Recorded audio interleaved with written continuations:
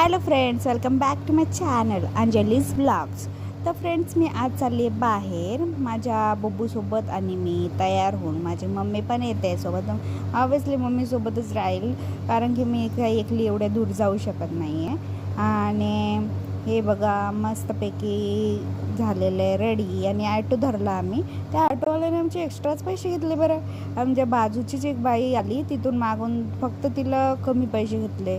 मी म्हणलं बापरे, कुठं पण गेलं की आमचे एक्स्ट्रा पैसे जातात, काय होतं आणि काय नाही. की त्या ॲटोवाला उगा आर्ग्युमेंट करत होता, नाही नाही नाही नाही नाही नाही असंच मी ठरवून घेतलं वगैरे. ठरवून घेतलं तर मग तू दुसऱ्या पॅसेंजरला का बसवतो बाबा. असं झालं. माझ्या संताप येतो माझ्या मम्मीला. मी तर बोलले नाही त्या ॲटोवाल्याला, पण माझी मम्मी बोलत होती. आणि मग आम्ही गेलो तिथून काय ना जरा घ्या, हे पूल इथून तिथून बनलेला आहे.